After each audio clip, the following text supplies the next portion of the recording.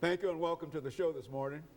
The topic this morning is a case for forgiveness, or the case for forgiveness with Dr. CPoe2. And we're fortunate to have Dr. Poe with us because he has been with us on a number of occasions. And at each session, he brings a lot of excellent information. And Dr. Poe, as I said, we're just delighted to have you here. But now, what I'd like to do this morning is to talk about, as you indicated, a case for forgiveness. What is the case for forgiveness this morning? And I guess after we talk about your background, your education, and some of the things that motivated you to do what you do, then I think we'll talk about the question to you will be to give us the case for forgiveness. Why should people forgive? But first, let's talk about your background, your education, and some of the things that were important in terms of leading you to us this morning. I came to Tennessee State University in 1956. Finished there in 1960. I went to Meharry and finished there in 1964. Did an internship in Chicago and was drafted into the military. And after I completed 2 years in the military, I came back and did a residency in psychiatry in Berkeley, California. And was in practice in California for a period of about 9 years. Came back to Nashville in '76, where I worked at Meharry Medical College for a while. And for about the last 2 years now, I've been in practice, private practice in Dixon, Tennessee.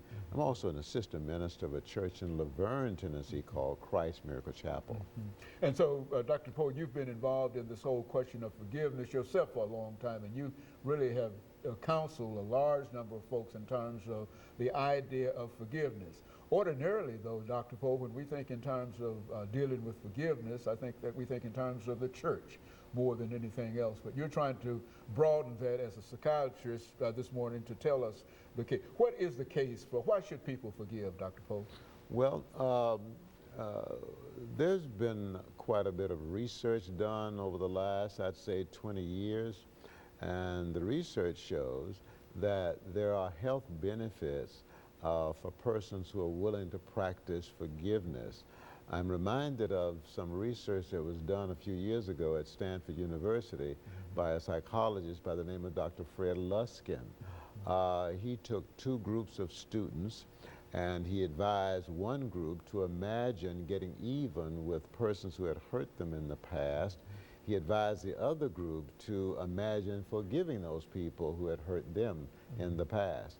They did muscle tension reading and blood pressure readings before the experiment began, before he asked them to either forgive or to get even.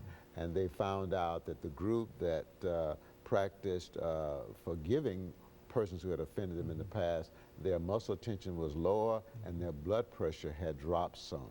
So we know from a number of studies now that the practice of forgiveness has a beneficial effect not only on the body but on the mind as well.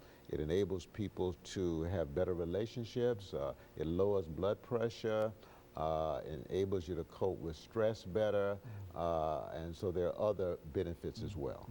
And I think, Dr. Poe, you would admit that today there are so many instances that we can talk about where forgiveness has not been the primary consideration, and that because of this has led to a large number of tragic situations and et cetera. Let's talk about some of those individuals who did not think about forgiveness from that perspective. Well, you know, let's go back to the massacre at Columbine High School some years ago. I think it's been about 10 or 12 years ago now. Those two students who perpetrated that violence, I think they were on the receiving end of bullying. We also know, based on the information we have about the murders that occurred at Virginia Tech in 2007, that the perpetrator there, Cho, had been bullied to some extent, had been teased. We don't know exactly what the situation was with James Holm, the person who committed the massacre at the theater in rural Colorado. But we do know he was somewhat of a loner, and it's possible that he experienced some abuse himself. And so if those persons, the Columbine students, the Cho at Virginia Tech, and I think very likely James Home, if they had been persons who were prone to forgive, I doubt seriously whether they would have taken the acts that they did. And so forgiveness is a very, very important consideration for all of us. Is that what we're saying? Very much, because a lot of violence, one-on-one violence, and violence towards groups has a lot to do with revenge. Okay, and we'll be back with our audience following this very, very short commercial break.